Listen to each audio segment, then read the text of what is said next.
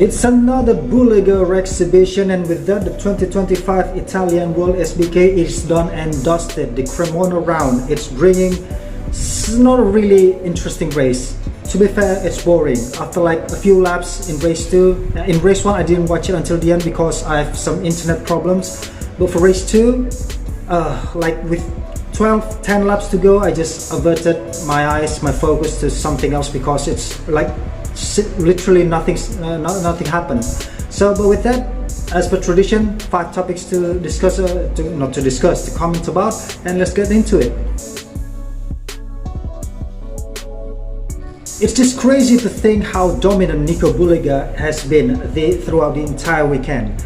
Like FP1, FP2, warm-up, Super Pole, everything. He led all the session except for FP3. Well, in FP3 it was Alvaro Bautista, like surprisingly came out on top in FP3. But it's not by a large margin too. It's just like so tight. It's just Nico is just giving it absolutely everything. Also with the I don't think it's like a pressure of being of racing in at your home race. It's more to the excitement of showing your full potential, and the bike's full potential as well. It's Ducati's backyard as well. Even though Ducati's home isn't actually close to Cremona, it's fairly closer to like the likes of Imola. But again, Nico Bulliger, it's just an absolute exhibition. Beautiful racecraft. How he patiently, not trying to just like rushing once Toprak Razgatlioglu overtook him. It was not like he was rushing to get it back. It was just so patient. He was so calm, so calculated. It was almost like watching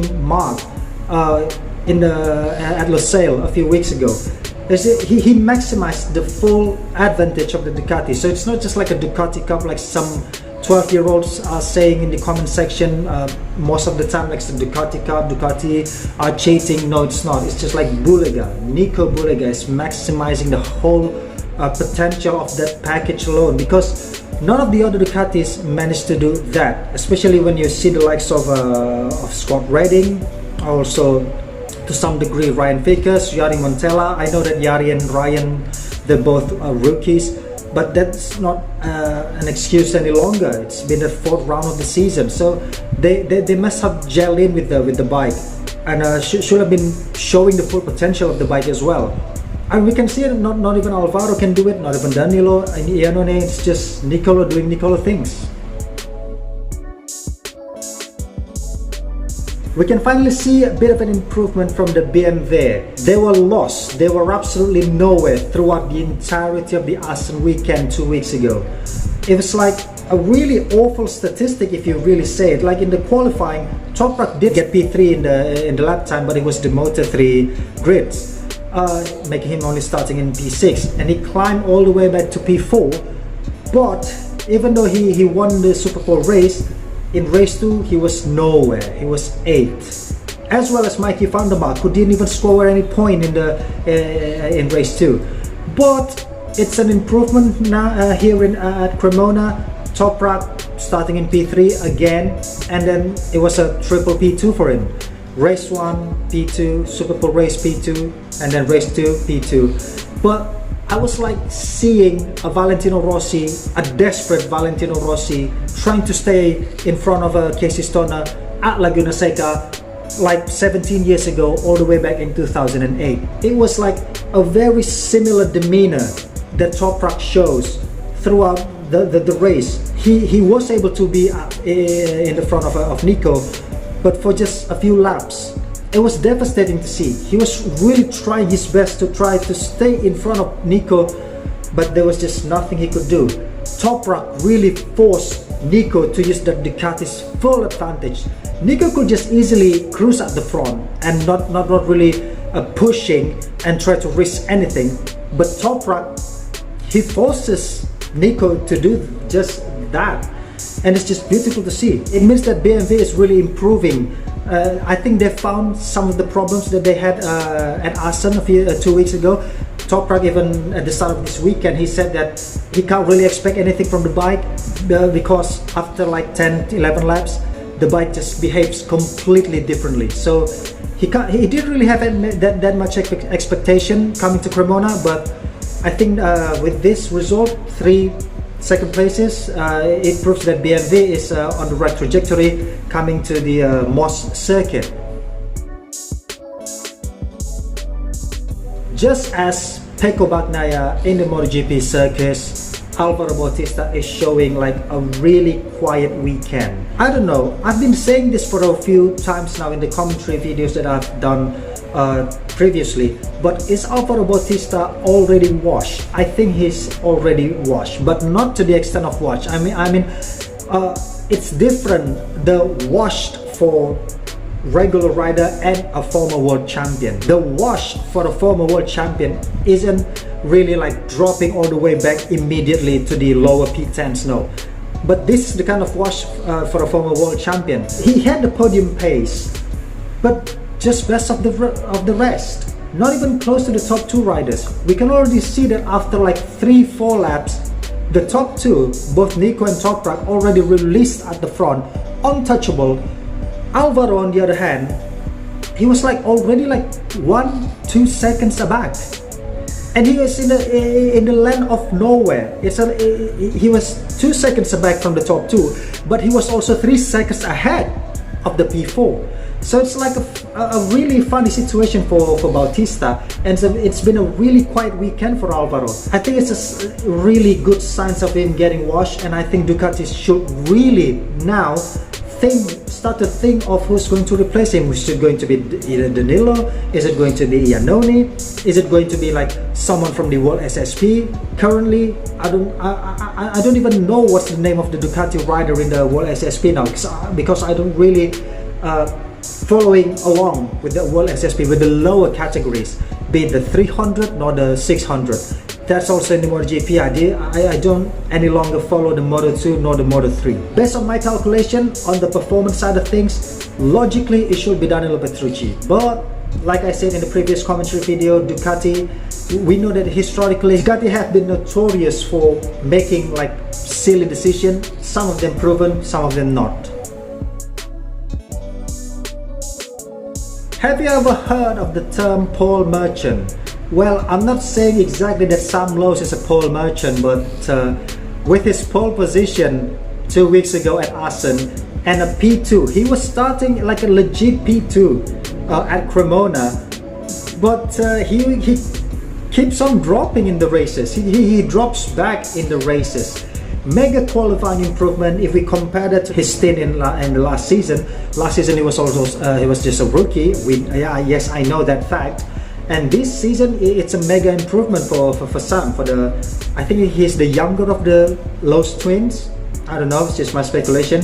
I never really know who's the younger and the older. But always flopping in the races, I don't think it's experience. I think it's just how Sam Lowes has been operating since his Moto2 days.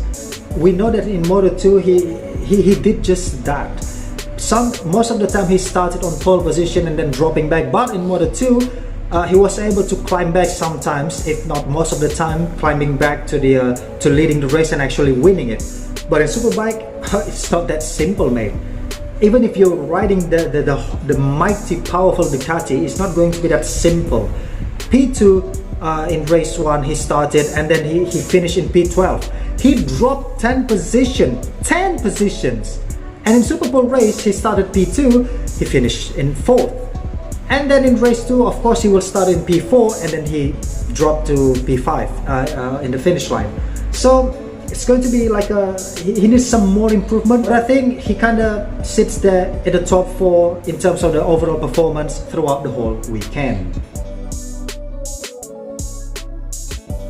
Javi Vierge started in P5, finishing in P5, started Super Pole race in P5, finishing in P5 as well, but then for race 2 he dropped to P7, dropping 2 places, even finishing behind his teammate Iker Lecuona, who climbed up from 11 to P6. But despite consistently scoring points for Honda, can Honda say no once Toprak Razgatlioglu comes knocking?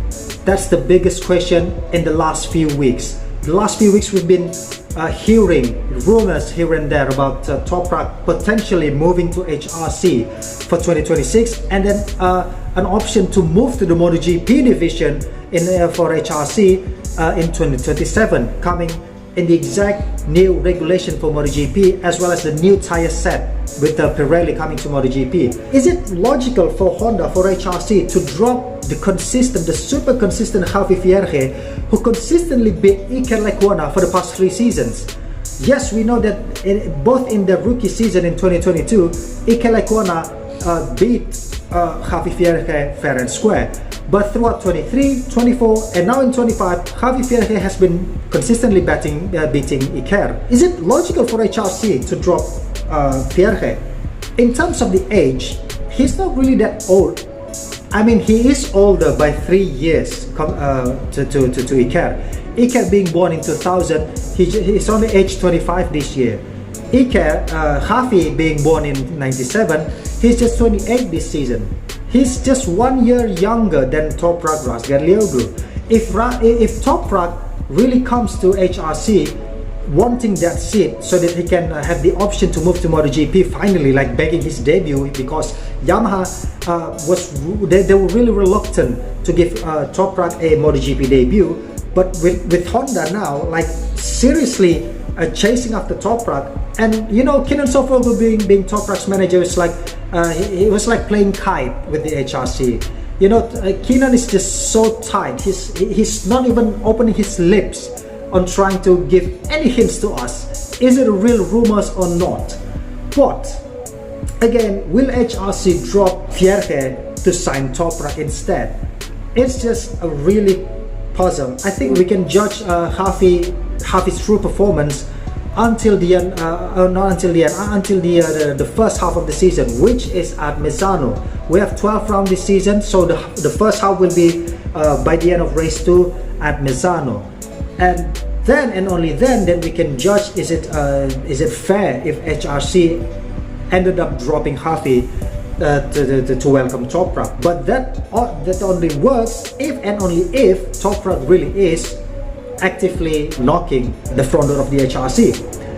It's going to be a really interesting development in terms of these so-called rumors, but we know that Kenan Sofuoglu is such a very good tactician in terms of signing. I mean, he is a manager of Toprak. So when Kenan decided that BMW was the correct decision for Toprak, and it ended up giving Toprak his second WorldSBK title, we can't really underestimate Kenan's power here, Kenan's ability in seeing ahead, in having this vision to see further ahead. So I think it's going to be a really interesting development, and we'll see it in the next few months how it's going to develop. And I think that's it that I can comment for this commentary video. It's a bit shorter because again, like, it's a boring races. Actually, it's a boring weekend. I think at most we can expect something more entertaining. But again, let me know your thoughts in the comments section down below, and let's have a really wild discussion. Like if you did, dislike if you did, subscribe for more, and until we meet again.